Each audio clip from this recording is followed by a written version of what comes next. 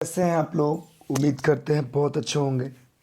तो फिर से मैं जैसा कि रोज़ रोज़ बता रहा हूँ, एसएससी जीडी का फॉर्म आया है और बहुत सारे टीचर्स ऑनलाइन में आ गए हैं सेवा करने के लिए। तो साथ साथ मैं तो एक स्टूडेंट्स हूँ, फिर भी जुड़ गया हूँ आप लोग के ही साथ। जैसे कैसे मैं पढ़ता हूँ, कैसे, तो इस वही चीज़ मैं अपना जो एक्सपीरियंस है वही आप लोग के साथ शेयर कर रहा हूँ। मैं भी एक स्टूडेंट्स ही हूँ।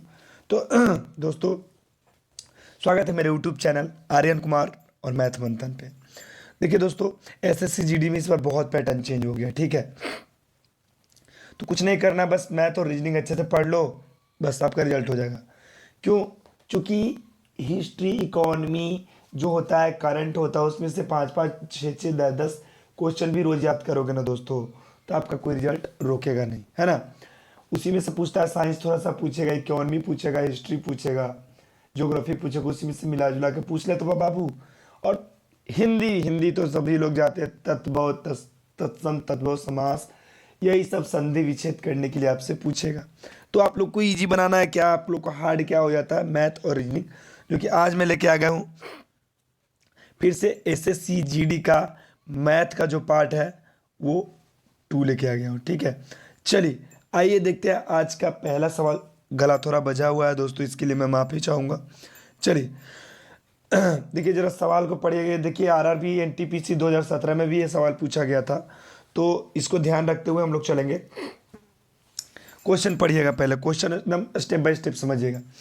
15 व्यक्ति एक काम को 60 दिनों में करते हैं। चलिए सॉल्व करते हैं। 15 गो व्यक्ति है, एगो काम को कितना दिन में कर रहा है? 60 दिन में। बात को समझिएगा, पूरा कर सकते हैं। यदि व्यक्तियों की संख्या बढ़ा दी जाए, कितना? 5 और बढ़ा दी जाए। पहले व्यक्ति कितना था? 15। पहले कितना था? 15। अब बढ़ा दिया 5 और, कितना हो गया टोटल? 20।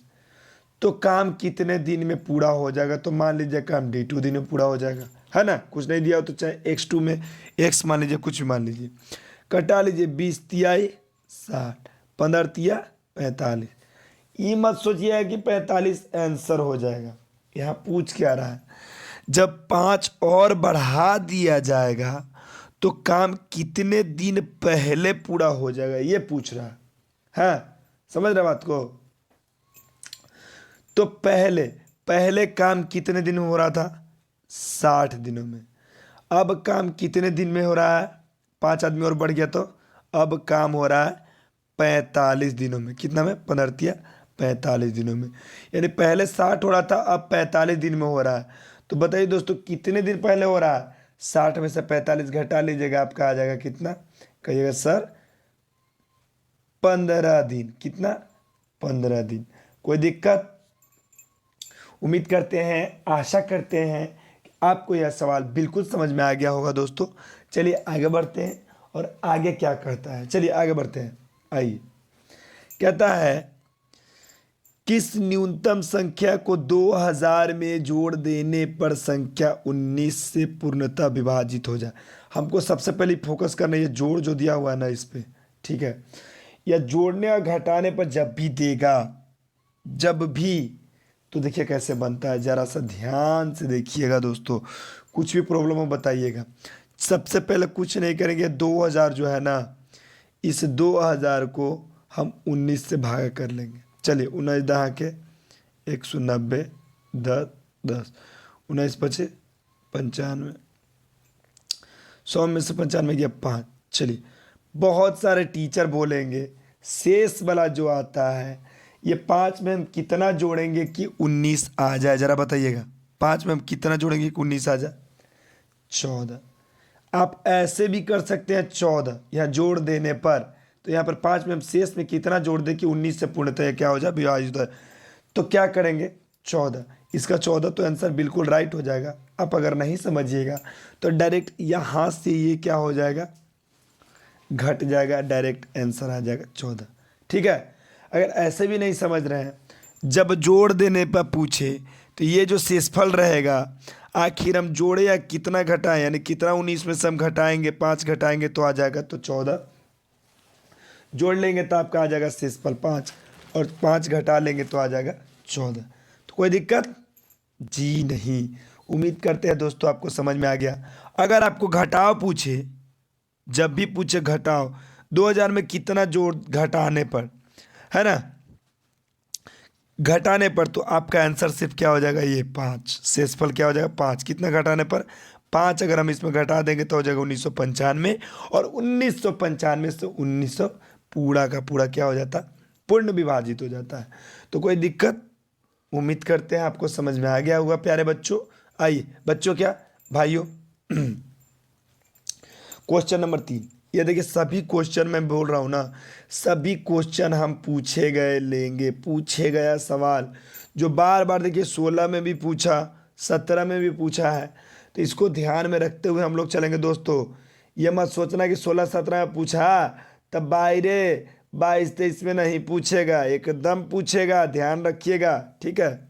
आइए, कहता है एक वस्तु को 4% तथा 8% के लाभ में बेचने पर, भाई बू समझा समझा समझा समझा, यहाँ ध्यान समझिए। मिले विक्रय मूल्य में 3 रुपए का अंतर है। देखिए 3 रुपया जो दिया है आपको पहले ही बता दे रही है, आपको पागल बना लेके दिया हुआ। दोनों विक्रय मूल्य का अनुपात क्या हुआ, दोनों विक्रय मूल्य, यानी दोनों विक्रय मूल्य का यहाँ पर दिया हुआ कितना, 4% तथा 8%। एक वस्तु को 4% तथा 8% लाभ, लाभ में 4% तो हो जाएगा ये उसका 104/100। समझ रहे हैं बात को, कोई दिक्कत नहीं। और ये हो जाएगा 108/100। 100 से 100 खत्म, ये बराबर में हो जाएगा, माफ़ कीजिएगा, बात को समझिएगा, ठीक है। अनुपात में दिया हुआ है, माफ़ कीजिए, इसको अनुपात में कर लीजिए। क्या कीजिए, अनुपात में कर लीजिए। 1 मिनट,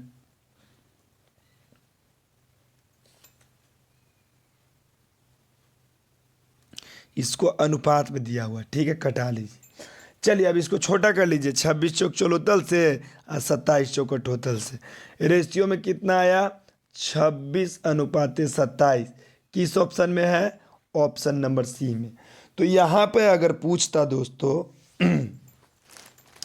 आपको कहिएगा कि सर यहाँ पर तो 3 रुपए का अंतर दिया हुआ है, नहीं, दोनों विक्रय मूल्य का अनुपात निकालना है। दोनों विक्रय मूल्य दिया हुआ है इस पे 4% और 8%, सिर्फ अंतर अगर ऐसे अलग अलग दिया हुआ रहता कि इसका परसेंटेज अलग है, वस्तु को 4% पर, दूसरे वस्तु को इतना पर बेचने पर इतना लाभ हो रहा है, तब क्या करते, दोनों के बीच का अंतर कितना हुआ, हो गया 26-27 1, तो लिख देंगे 1:3। तो 3 26 रेशियो वाला 26-73 27-81, इसी का आंसर उस प्रकार निकालते, समझ रहे। लेकिन यहाँ पर दोनों विक्रय मूल्य दिया हुआ है, कोई दिक्कत नहीं। आइए चलिए, ये भी देखिए क्वेश्चन आरआर में पूछा गया क्वेश्चन है, स्टेशन मास्टर वाला में बाबू रे, है ना। हाँ देखिए, चलिए 2013 में कहता है पिता की वर्तमान उम्र पुत्र से तिगुनी है। बहुत सारे लोग इसको 4 से 5 मिनट लगाते हैं XY मान के, लेकिन हम आपको जो बताने वाले हैं ना बाबू रे, समझना, जो हम आपको बताने वाले हैं वो मात्र 4 से 5 सेकंड में बन जाएगा। देखिएगा कैसे, सवाल पढ़िए। पिता की वर्तमान उम्र पुत्र से तिगुनी है, परंतु 15 वर्ष बाद पिता की आयु पुत्र की आयु से दुगुनी हो जाएगी, तो पुत्र की उम्र कितनी है। चलिए कॉन्सेप्ट समझिए, ठीक, शुरू से एकदम बढ़िया से। क्या कह रहा है सवाल, देखिए, पिता की वर्तमान उम्र पुत्र की क्या है, 3 गुनी है। जब भी इस प्रकार से सवाल आए, आपको कुछ नहीं करना है, आपको बनाना सीधा गो थ्रू ऑप्शन। क्या, गो थ्रू ऑप्शन। कैसे, मान लीजिए पुत्र का उम्र हो गया 15 वर्ष, ठीक है, समझ रहे बात को, बिल्कुल बिल्कुल समझ रहे होंगे। तो बताओ बाबू, पिता की वर्तमान उम्र पुत्र से तिगुनी है, तब मान लो पुत्र के हो गया 15 वर्ष, तब पिता के हो गया कितना, 15-45 वर्ष। कोई दिक्कत जी नहीं। 15 वर्ष बाद यानी कि 15 वर्ष एकरो बढ़ जाएगा, अब 15 वर्ष एकरो बढ़ जाएगा, थोड़े ना कि लड़कवा की उम्र रुका रहेगा ओकर भागे रहेगा, है ना। तो 15 वर्ष बाद ही हो जाएगा 30 के, समझिएगा, और ये हो जाएगा 45, 15, 60 वर्ष। कोई दिक्कत नहीं।